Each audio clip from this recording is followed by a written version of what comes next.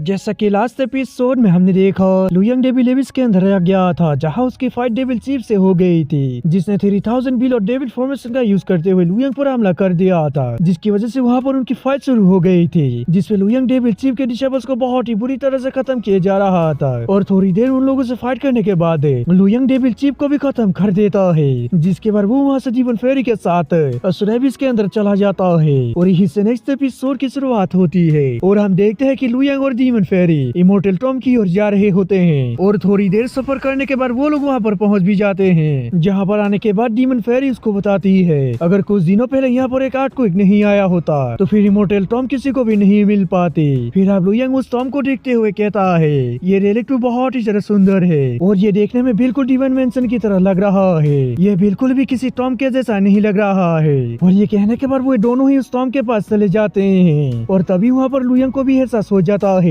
कि वहाँ पर उनसे पहले ही कोई आ चुका है, इसीलिए वो इसके बारे में डीमन फेरी को भी बता देता है, जिस पर अब डीमन फेरी भी उसको हाँ कह देती है। जिसके बाद हम देखते हैं वो दोनों ही उस झील को क्रॉस करते हुए अंदर चले जाते हैं और उन लोगों के थोड़ी दूर जाने के बाद हम देखते हैं उनके पीछे यंग डीमन गॉड और सेक्रेट पैलेस के मास्टर्स आ जाते हैं, जिनके साथ असुरा एबिस के टियानलू शॉर्ट पेविलियन का मास्टर भी मौजूद होता है। फिर यंग डीमन गॉड टियानलू पेविलियन के मास्टर से कहता है वो बंदा हम लोगों का दुश्मन है, इसलिए क्या आप उसको मारने में हमारी मदद कर सकते हैं। उसकी बात सुनकर अब टियानलू पेविलियन का मास्टर उससे कहता है हमें सबसे पहले यहाँ के ट्रेजर्स को ढूंढना होगा और जब हम यहाँ के सभी डिवाइन वेपन्स को कलेक्ट कर लेंगे तो उसके बाद हम उसको खत्म कर देंगे। इस पर अब यंग डीमन भी उसको ओके कह देता है। वही दूसरी तरफ हम लुयंग और डीमन फेरी को जाते हुए देखते हैं और अभी वो लोग वहाँ से आगे बढ़ ही रहे थे कि तभी उनकी तरफ कुछ अटैक्स आने लगते हैं, लेकिन उन लोगों ने भी इसको नोटिस करते हुए डॉज कर लिया था। फिर अब डीमन फेरी उन हमला करने वालों से गुस्से से कहती है मास्टर किन क्या ये करके आप सच में हमसे दुश्मनी करना चाहते हैं। इस पर तभी मास्टर किन के सामने एक बंदा आते हुए इसको रोक देता है और उससे कहता है कि ये लोग ग्रेट सन पैलेस के दोस्त हैं, इसलिए तुम इन पर हमला करके परेशानी खड़ा मत करो। और ये कहकर वो उन दोनों से कहता है आप लोगों को घबराने की जरूरत नहीं है, मास्टर किन सिर्फ आप लोगों का टेस्ट ले रहे थे, उनका आप लोगों को चोट पहुंचाने का कोई भी इरादा नहीं है। इस पर मास्टर जान डीमन फेरी से कहता है डीमन फेरी हम जानते हैं कि आप कितने जरा कैपेबल है, इसलिए आप बेशक यहाँ से जा सकते हैं, मगर इस बंदे के लिए ऐसा नहीं है, इसको यहाँ पर टेस्ट देना ही पड़ेगा। उन लोगों की बात सुनकर अब डीमन फेरी उनसे कहती है इनका नाम क्यानकुन ब्लेड मास्टर है और ये मुझसे भी कहीं जरा स्ट्रॉन्ग है, इसलिए आप लोगों के लिए बेहतर ही होगा कि आप इनसे पंगा ना ले, वरना इसका अंजाम कुछ भी हो सकता है।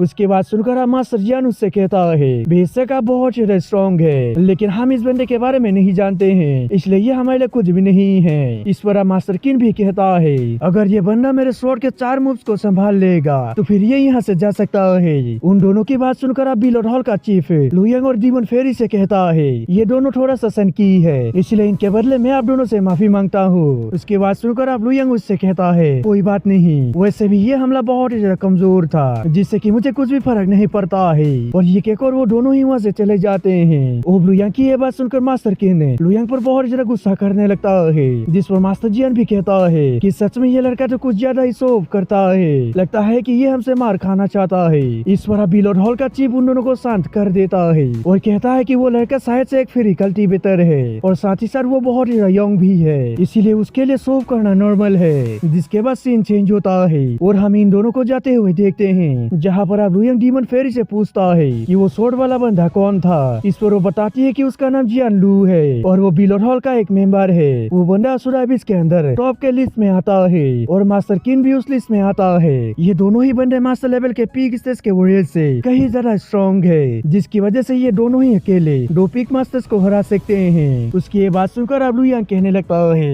इसकी वजह से ही वो दोनों इतने जरा अहंकारी है, इसलिए लगता है कि मुझे उन दोनों को सबक सिखाना पड़ेगा। इस पर अब डीमन फेरी भी उसको हाँ कह देती है। फिर इसके बाद हम देखते हैं वही दोनों वहाँ से काफी तेजी से निकल जाते हैं और फिर ग्रेट सन पैलेस के लोगों के पास पहुँच जाते हैं। वो उन लोगों को देखकर एक लड़की डीमन फेरी से कहती है कि फाइनली तुम यहाँ पर आ ही गई। और दोस्तों इस लड़की का नाम यान जी है। यान जी की बात सुनकर अब डीमन फेरी लुयंग को बताती है इसका नाम यान जी है और ये ग्रेट सन पैलेस की चीफ है, साथ ही सर ये असुरा एबिस के वेस्ट रीजन के अंदर सबसे पावरफुल वॉरियर है। और ये कहकर वो यान जी को लुयंग का इंट्रोडक्शन देती है और बताती है कि इसका नाम क्यानकुन ब्लेड मास्टर है जो कि काफी ज्यादा पावरफुल है। ये सुनकर अब यान जी उससे पूछती है तुम्हारा दोस्त किस होली लैंड से बिलोंग करता है, यानी कि लुयंग कौन से सेक्रेट ग्राउंड से आता है। इस पर अब लुयंग उसको बताता है मैं किसी भी होली लैंड से नहीं हूँ, बल्कि मैं एक फ्री कल्टीवेटर हूँ जो कि खुद के दम पर कल्टीवेट करता हूँ। और ये केकुर वो आगे कहता है, मैंने सुना था कि यहाँ पर इमोर्टल रेलिक्स मिले हैं, इसलिए मैं आप सभी की हेल्प करने के लिए डीमन फेरी के साथ यहाँ पर आ गया। उसकी ये बात सुनकर अब यान्जी भी थोड़ा सा हैरान हो जाती है और उससे कहती है कि तुमने सेल्फ कल्टीवेशन करके पीक मास्टर लेवल को अचीव करने में कामयाब हो गई, जिसके लिए तुम्हें बहुत ही ज्यादा मेहनत करना पड़ा होगा और साथ ही साथ तुम्हें काफी ज्यादा अपॉर्चुनिटीज भी मिली होगी। इस पर अब वो लाल वाला वाला बंदा लुयंग से कहता है, इसमें कोई भी शक नहीं है कि तुम यहाँ पर इतने इजीली क्यों आ गए, क्योंकि तुम यहाँ पर बहुत सारे इमोर्टल अवशेष को हासिल करना चाहते हो।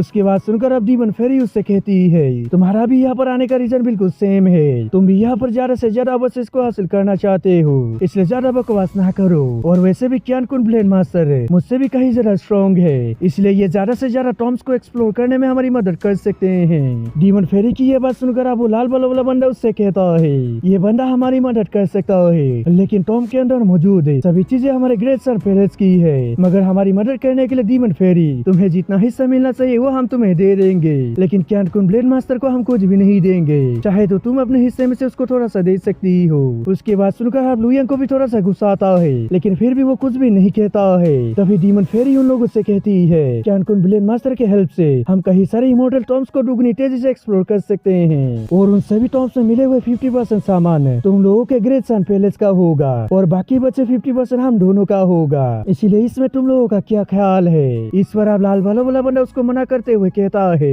ऐसा बिल्कुल भी नहीं हो सकता है, हमको उसका 80% हिस्सा देना होगा और बाकी 20% हिस्सा तुम्हें मिलेगा। और जहाँ तक क्यान कुन ब्लेड मास्टर की बात रही, तो तुम अपने हिस्से में से उसको थोड़ा सा दे सकती हो, हम उसको कुछ भी नहीं देने वाले हैं। उसके बाद सुनकर अब डीमन फेरी यान्जी से कहती है, तुम मेरे ऑफर के बारे में क्या सोचते हो। इस पर वो बताती है कि हम तीनों होली लैंड्स के बीच से पहले से ही बंटवारा हो चुका है और हमारे ग्रेट सन पैलेस को ये स्क्रिप्चर पवेलियन मिला है, साथ ही साथ अकेले हम उन दोनों होली लैंड्स से फाइट नहीं कर सकते हैं और भी पवेलियन को हासिल करने के लिए, इसलिए मैंने तुमको तुरंत यहाँ पर बुलाया था इस पवेलियन में लगी हुई सील को तोड़ने के लिए, ताकि दूसरे रीजन के होली लैंड से इसको कब्जा ना करे। मगर तुम यहाँ पर आने में काफी ज्यादा लेट हो गई, जिसकी वजह से अब तुम्हें इससे ज्यादा हिस्सा नहीं मिलेगा, क्योंकि 10,000 बिलेट पवेलियन और किलिंग सेक्ट यहाँ पर थोड़ी देर में ही आने वाले हैं, जिनको भी हमें 20% हिस्सा देना पड़ेगा, जिसकी वजह से हमारे ग्रेट सन पैलेस को सिर्फ 60% हिस्सा ही मिल सकता है। और ये केक और वो उससे कहती है, क्योंकि मैंने ही तुम्हें यहाँ पर आने के लिए कहा था, इसीलिए ग्रेट सन पैलेस इसका भुगतान तुमसे जरूर करेगा।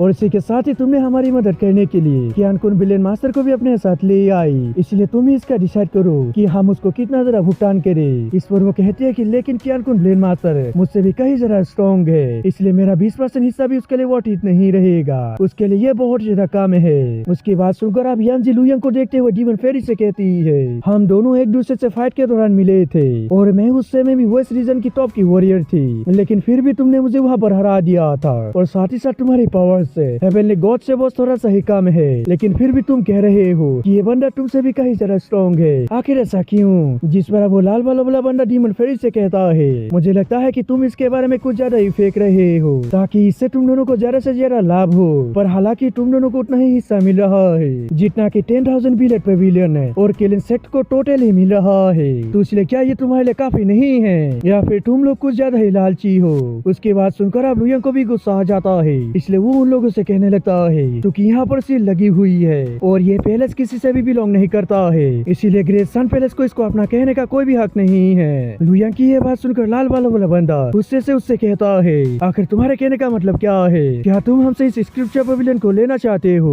और ये केक और वो अपना ऑरा रिलीज कर देता है और दोस्तों इसी के साथ एपिसोड भी खत्म हो जाता है। दोस्तों आने वाला एपिसोड बहुत ज्यादा कमाल का होने वाला है, तो इसलिए प्लीज वीडियो को लाइक कर देना और चैनल को सब्सक्राइब जरूर कर देना। जब तक के लिए बाय।